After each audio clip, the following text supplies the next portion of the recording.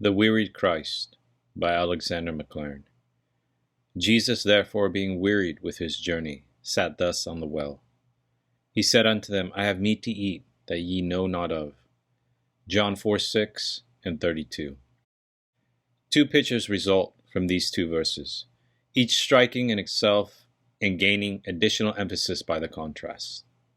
It was near the close of a long, hot day's march that a tired band of pedestrians turned into the fertile valley.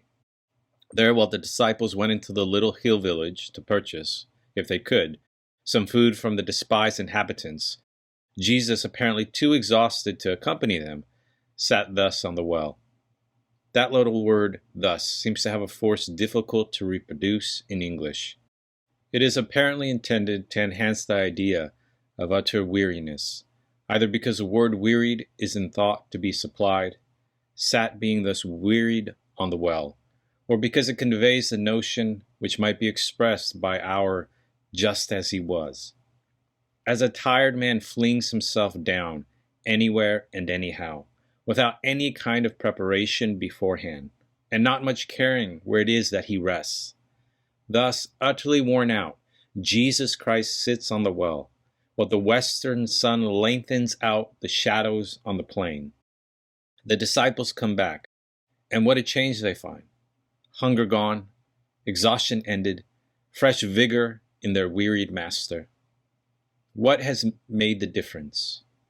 The woman's repentance and joy, and he unveils the secret of his reinvigoration when he says, I have meat to eat which ye know not of, the hidden manna.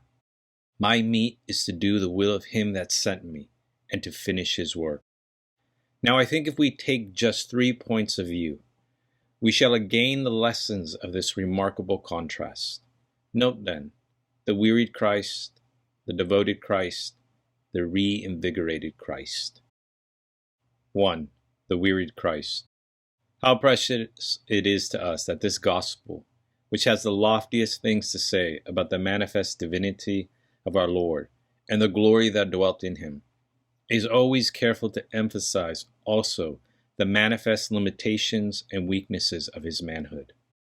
John never forgets either term of his great sentence in which all the gospel is condensed. The Word became flesh.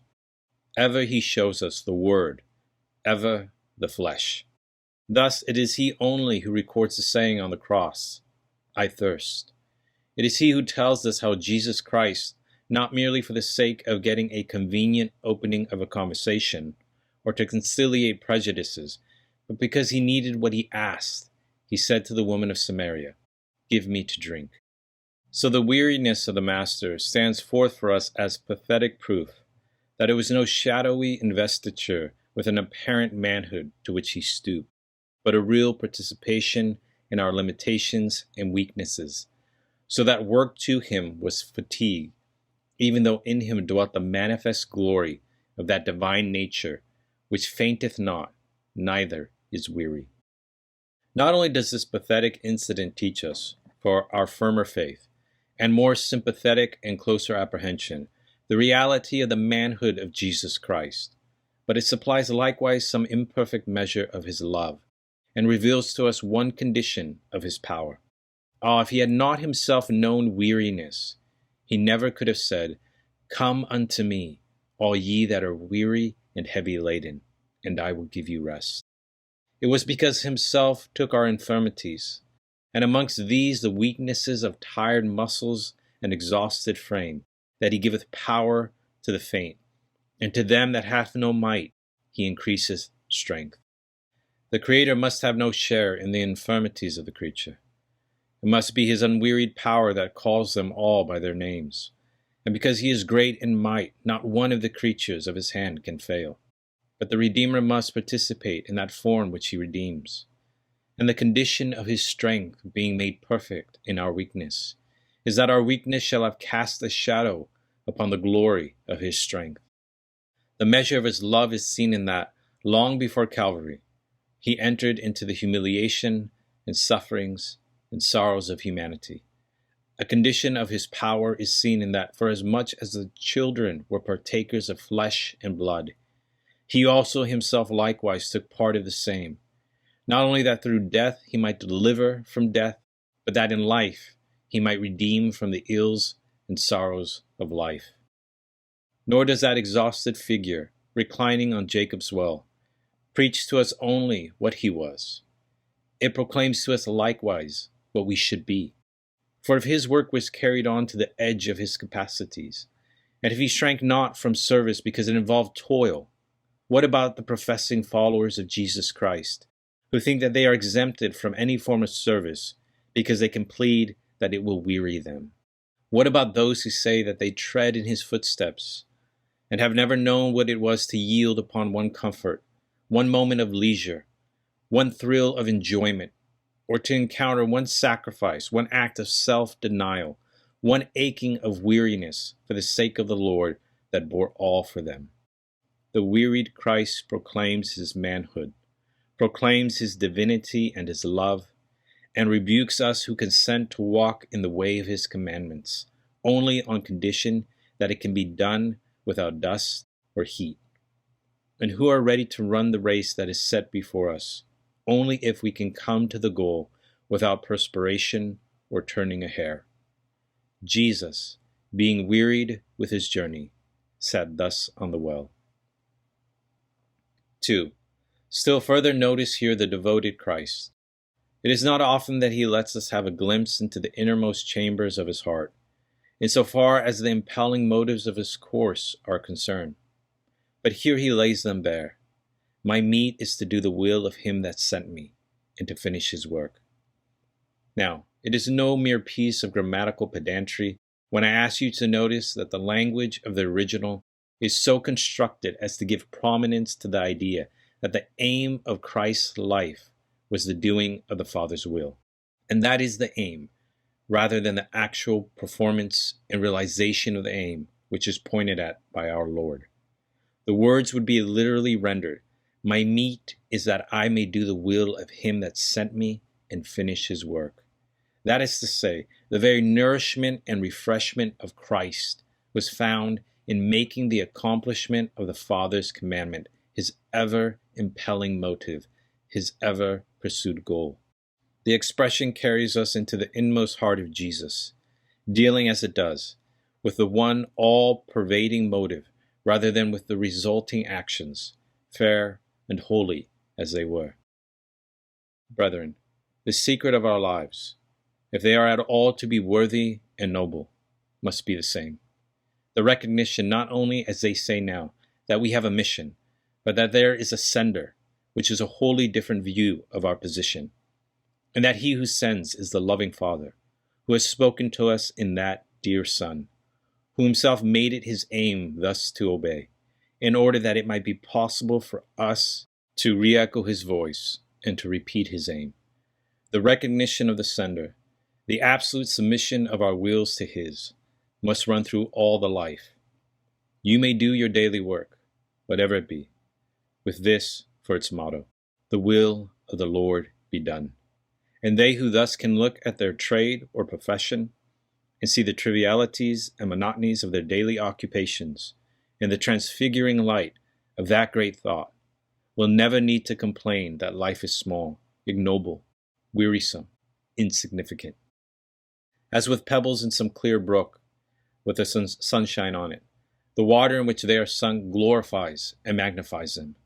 If you lift them out, they are but bits of dull stone. Lying beneath the sunlit ripples, they are jewels. Plunge the prose of your life and all its trivialities into that great stream, and it will magnify and glorify the smallest and the homeliest.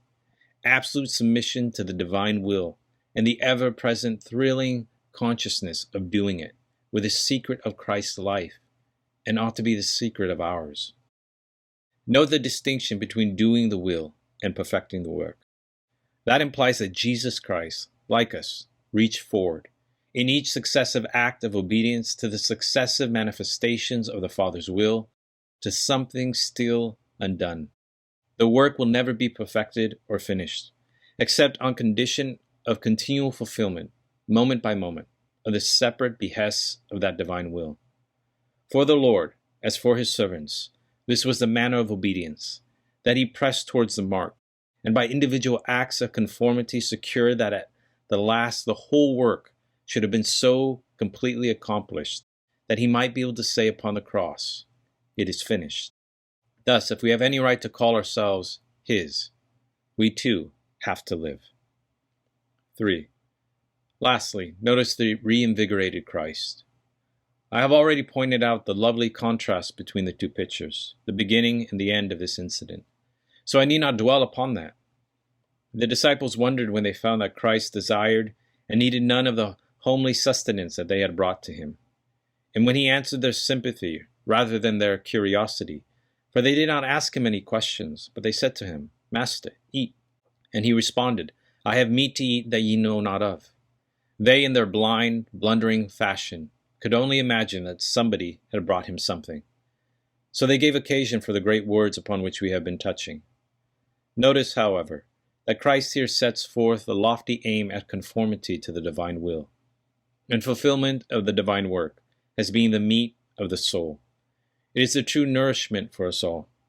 The spirit which feeds upon such food will grow and be nourished, and the soul which feeds upon its own will and fancies, and not upon the plain brown bread of obedience, which is wholesome, though it be often bitter, will feed upon ashes, which will grate upon the teeth and hurt the palate. Such a soul will be like those wretched infants that you find sometimes at baby farms, as people call them, starved and stunted, and not grown to half their right size. If you would have your spirit strong, robust, well nourished, live by obedience, and let the will of God be the food of your souls, and all will be well. Souls thus fed can do without a great deal that others need. Why, enthusiasm for anything lifts a man above physical necessities and lower desires, even in its poorest forms. A regiment of soldiers making a forced march, or athletes trying to break the record, will tramp on, not needing food or rest or sleep, until they have achieved their purpose, poor and ignoble though it may be. In all regions of life, enthusiasm and lofty aims make the soul lord of the body and of the world. And in the Christian life, we shall be thus lords, exactly in proportion to the depth and earnestness of our desires to do the will of God. They who thus are fed can afford to scorn delights and live laborious days. They who thus are fed can afford to do with plain living, if there be high impulses as well as high thinking. And sure I am that nothing is more certain to stamp out the enthusiasm of obedience, which ought to mark the Christian life, than the luxurious fashion of living which is getting so common today amongst professing Christians. It is not vain that we have the old story about the children whose faces were radiant and whose flesh was firmer, when they were fed on pulse and water, than were theirs who feasted on the wine and dainties of the Babylonish court. Set a knife to thy throat, if thou be a man given to appetite. And let us remember that the less we use, and the less we feel that we need, of outward goods, the nearer do we approach to the condition in which holy desires and lofty aims will visit our spirits. I commend to you, brethren, the story of our text, in almost its literal application, as well as in the loftier spiritual lessons that may be drawn from it. To be near Christ, and desire to live for him, deliver us from dependence upon earthly things. And in those who thus do live, the old word shall be fulfilled. Better is a little that a righteous man hath, than the abundance of many wicked.